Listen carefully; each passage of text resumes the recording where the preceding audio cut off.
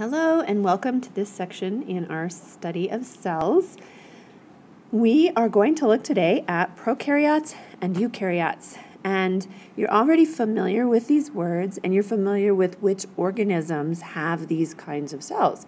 The prokaryotic cell structure is the structure of organisms in the bacterial kingdoms. And we know that the eukaryotic cell structure is the structure of cells possessed by organisms in the plant, animal, protist, and fungi kingdoms. So, given that knowledge, let's look a little bit more at specifically what is different about these cells. So, the eukaryotic cells, right here is a eukaryotic cell. And prokaryotic cells, right now, they appear to be fairly similar in size, but actually their size is dramatically different from each other. Eukaryotic cells are much, much, much larger, up to 10 times larger. They vary in size a little bit, but they are much larger than the prokaryotic cells, which are roughly 10 times smaller. So this is not drawn to scale right here. Keep that in mind. Here's a chart just highlighting some of the major differences between eukaryotes and prokaryotes. We already talked about size. Their DNA is quite different. Eukaryotes, here in this eukaryotic cell, they possess a nuclear, a nucleus, a nuclear membrane, and a nucleus, and a nucleolus. They possess all of that, and prokaryotic cells do not. The DNA for eukaryotic cell is within, most of it is within the nucleus, and it's in linear strands. The nucleus has the nuclear membrane, and that's an important feature of eukaryotes. The prokaryotic cells contain circular DNA, and the DNA resides mostly within a nucleoid region, but it is not bound by a membrane like the nucleus. The organization of these cells are very different. Eukaryotes are often multicellular. Some of them have cell walls, like plants. All of them do have cytosol, and that's an important thing to remember. Both eukaryotes and prokaryotes have cytosol. It's that jelly-like fluid that's within the cell that surrounds all of the organelles inside. Prokaryotes are usually single-celled, and some of them have cell walls. Organelles are quite different between the two types of cells. Eukaryotes have membrane-bound organelles.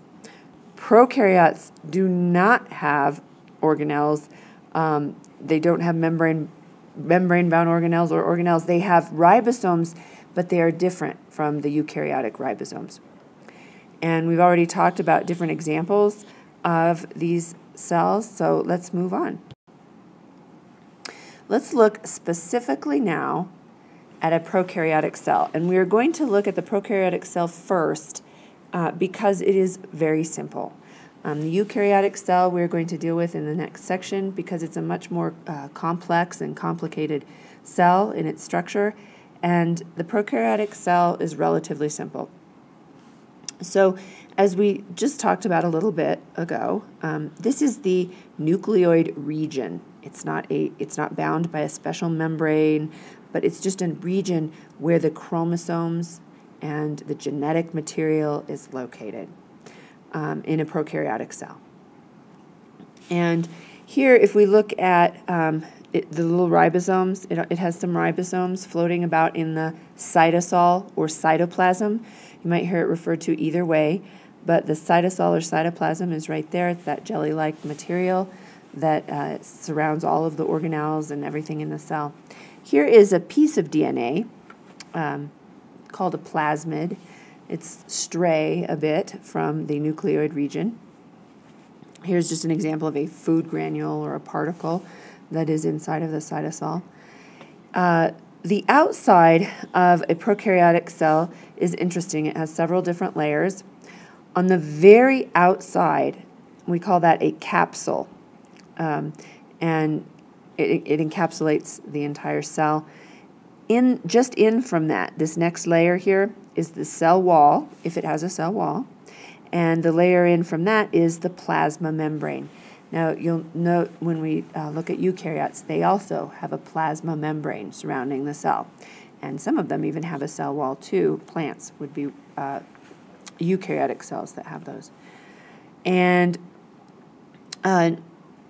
something to note, pili are these interesting little pokey things on the outside of the capsule, and they assist in sometimes in stabilizing or attachment or movement kinds of functions. This is an important organelle. It's called a flagellum, and it's a whip-like tail almost. And the prokaryotic flagellum would be different than the eukaryotic flagellum, but it assists in moving as well. So if you want advanced proficiency, here are some more ideas for you. Other than that, you need to make sure that you understand the structure and function of all of the different parts of a prokaryotic cell, and you also need to know the differences between prokaryotic and eukaryotic cell structure. So those are the two items that you need to take away from this lesson, and we'll look forward to beginning our next section on eukaryotic cells.